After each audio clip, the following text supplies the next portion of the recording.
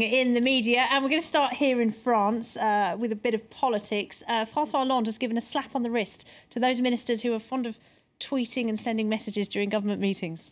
Hi to you, Laura. Indeed, yeah, we've had that whole fiasco for the Socialists for the municipal vote last March, a reshuffle afterwards. Valls is now the Prime Minister, and of course, lots of heavy news, but the actual interest and the buzz this Wednesday in the French media is about this story. Can you see that headline? That mobile phones in the cabinet meeting confiscated. A bit like school children. That's well, what they do yeah, in class, isn't it? you enter the room and you have to leave it at the door. In a box. This is being taken up by Vanity Fair, which is, of course, has a French edition now. Vanity Fair there with a picture of Stéphane Le Foll, who is the spokesperson for these ruling socialists. And there you can see him handing in his mobile phone. Is that the reason? Is it a security thing? They don't want any leaks? Well, this is fascinating. What's so fascinating about this in Vanity Fair is it's actually saying that Hollande really is fed up. What's happened is that people like Cécile Duflot, the former housing minister of the Greens, she used to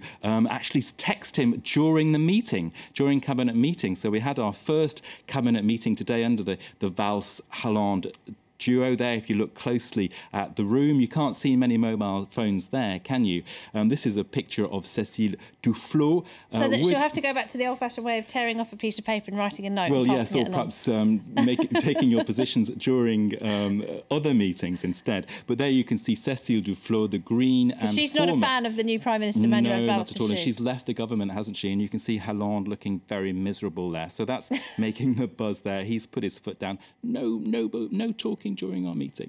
No tweeting, none of that. OK, all right, we're going to move on to something else because the party, of course, that did very well in the municipal elections was the Front National, the far-right party, the National Front. And they're cracking down already on rights groups that they don't agree with. Is that right? Well, this is to do with this man. I can show you his photo, Steve Briouat. And remember, back in March 23rd, that first Sunday, the first round of the municipal elections, he emerged as the one National Front mayor that was picked immediately. He got a smidgen over 50% of the vote.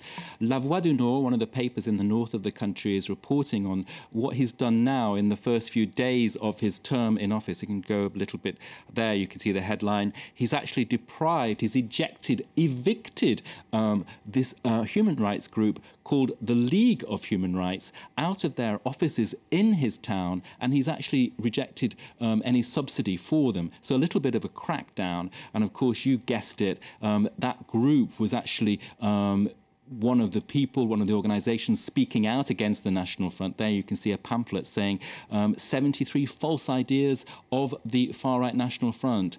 Here a picture of Marine Le Pen and Steve Briouat. So the National Front is beginning to make its presence felt in day-to-day politics because the municipal's definitely over now. Oh, right. Yeah, they won 11 towns, didn't they? OK. Now, artists, they take their inspiration from all sorts of places, don't they? George W. Bush is no different. He is a fan of doing portraits. Now, you would think he would take his inspiration from all these meetings he had with world leaders throughout his time in power, but no, Google Images is where he gets it. Well, that's the theory, that's the theory. Let's go straight away to the Guardian article, which has this story there, its headline. Bush's paintings, uncanny resemblance to Google Images. And if we scroll down, we can see Putin. I mean, we don't think Vladimir Putin actually sat for George W. Bush. Well, no, but Bush did actually meet all these world leaders at some point, and he must have had his own collection of photos, perhaps an extensive archive. But what do you think? I think that's quite good. Well, it is. We can look at a bit more, but let's have a look at the Australian leader, John Howard. When we go to Google, we go across here, and I'll just pick this one, for example, and there we have a picture of him. And this is Bush's portrait.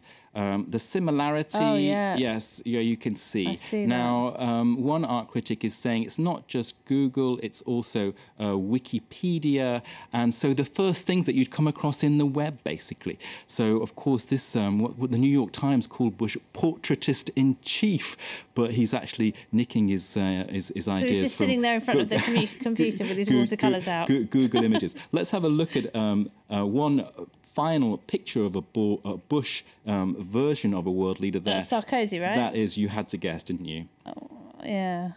So there you go. And if you want to look at them in full, this is. Have you got Berlusconi as well? Berlusconi, you go to the New York Times website of the various portraits, and you can find all the people. Well, he's been very prolific already, hasn't he? Well, not bad. This one there of him is actually quite good, I think, of himself. The self-portrait, yeah. It's, maybe very just looked in the mirror impressive. for that one. Didn't have to go online. All right, Nick. Thank you very much indeed, Nick Rushworth there with Media Watch. Now it's time for our focus report, coming to us today from